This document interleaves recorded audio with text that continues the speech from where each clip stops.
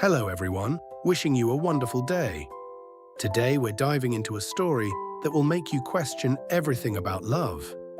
What would you do if the man who once disappeared from your life suddenly came back, just as you were about to forget him, while you're carrying his child? Stay with me to find out what really happened. And if you enjoy stories like this, don't forget to subscribe so you won't miss the next videos. Time passed more quietly than Tieu Lac expected, not because life had become easier, but because pain, when it lingers long enough, begins to soften into something quieter, something that doesn't scream anymore but never truly leaves. The days in the outskirts stretched slowly, marked by small routines.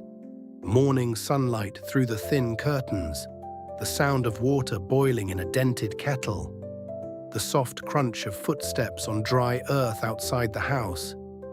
And Tieu Lac, sitting by the window, one hand resting gently on her growing belly. The baby was getting bigger. She could feel it now, more clearly, more often. Little movements, soft kicks, tiny reminders that life was still unfolding inside her, even when everything around her felt uncertain. At first, those movements made her emotional. She would close her eyes, breathe slowly, and whisper to the child like it could already understand her. "It's okay. I'm here." But over time, something changed. She stopped talking about the CEO, stopped thinking about him out loud, stopped allowing herself to wait. Because waiting had almost destroyed her once. One afternoon, while folding clothes with her mother, she suddenly said, without looking up, "I think I'm starting to forget him." Her mother paused, then looked at her carefully. "Are you?" Tieu Lac's hand slowed. "I don't know." She let out a small breath. "Maybe I'm just tired of remembering." There was no bitterness in her voice, no anger, just exhaustion. The kind that comes from loving someone too deeply, and then having to survive without them. Her mother didn't say anything else, because sometimes silence is the only kindness left. Weeks turned into months, the baby grew, and so did Tieu Lac's quiet strength. She began to move more carefully now, one hand always supporting her belly as she walked. Her steps were slower but steadier. Her face, once pale and empty, now carried a different kind of calm. Not happiness. Not yet. But something closer to acceptance. In the evenings, she would sit outside on the small wooden stool, watching the sky turn orange, then purple, then dark. And sometimes, just sometimes, she would still think about him. Not with longing, but with a question that refused to disappear. "Why didn't you come sooner?" She never said it out loud, but it stayed with her, like a quiet echo. Far away, in a world that felt completely different from hers. The CEO had changed too. The sharp, composed man who once controlled everything with quiet confidence now carried something heavier. Guilt. It followed him everywhere. In meetings, in silence, in the moments when everyone else had left and he was alone in a room that suddenly felt too large. He had won back control of the company, stabilized the chaos, eliminated the threats that had once surrounded him. Everything that had forced him to leave Tieu Lac. He had dealt with it, one by one, and yet none of it felt like a victory, because every step forward had only made one thing clearer. He had protected everything, except the person who mattered most. Late one night, standing alone by the window of his office, he looked down at the city lights below. For a long time, he didn't move. Then finally, he spoke. "Where are you?" His voice was barely above a whisper, but it carried something raw, something unguarded. For months he had searched, followed every lead, tracked every possibility. But she had disappeared completely, as if the world itself had hidden her away. And now, for the first time, he allowed himself to feel something he had been avoiding. Fear, not fear of losing power, not fear of his enemies, but fear that he might never find her again. Back in the outskirts, the air had begun to change. The wind carried the scent of rain more often now.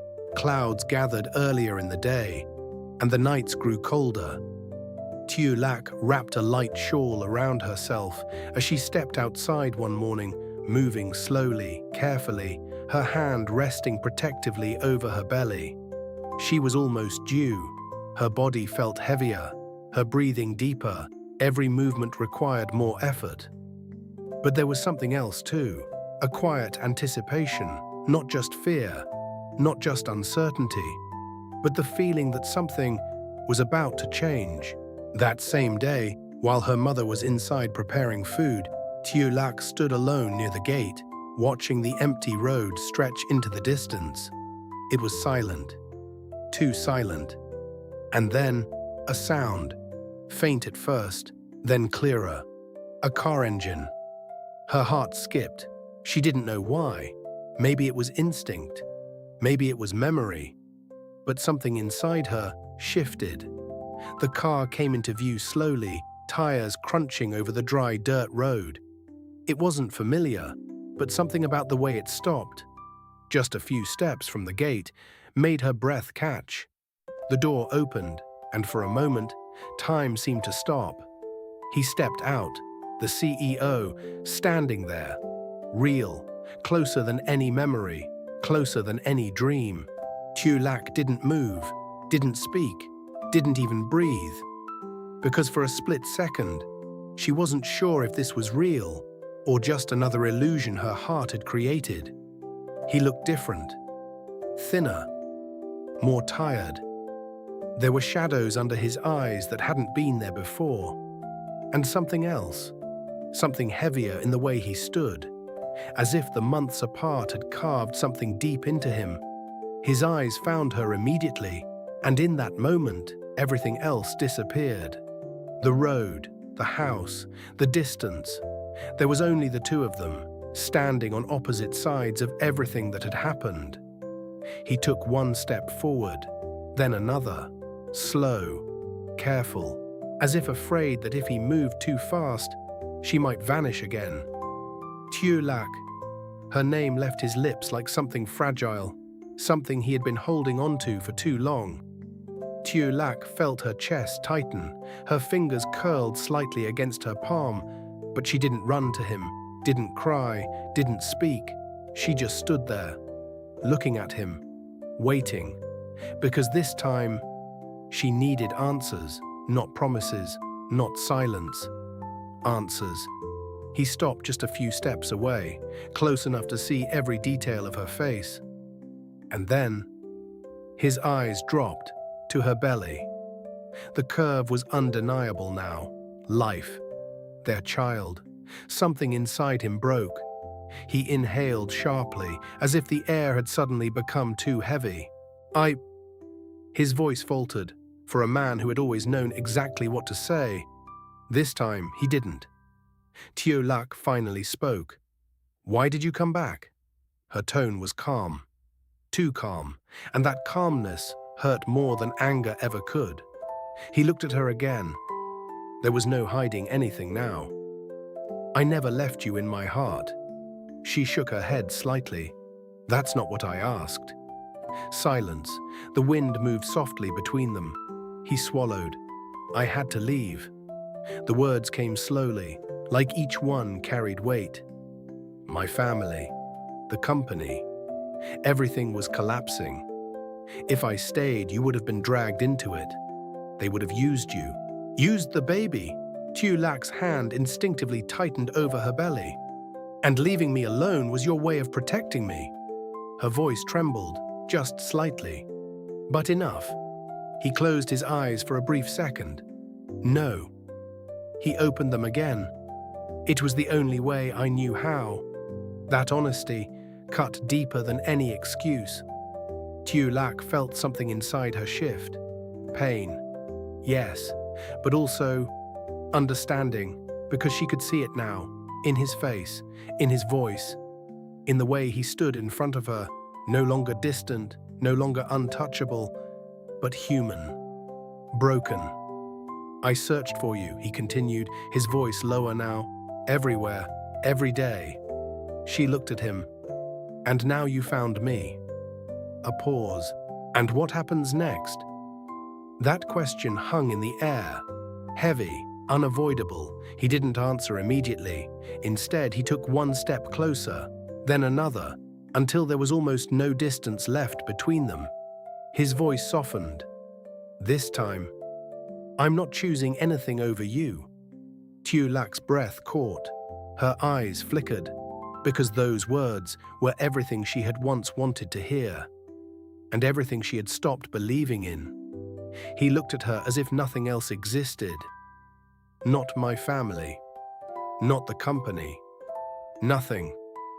Silence, long, fragile, and then her lips trembled, just slightly, as if something she had been holding back for too long was finally breaking free. Tieu Lac lives quietly in a remote area as her pregnancy grows, trying to forget the CEO who once disappeared from her life.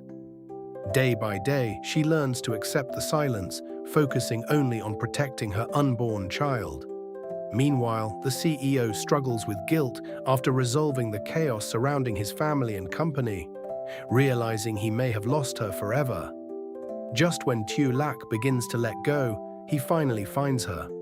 Their reunion is filled with pain, unanswered questions, and raw emotion.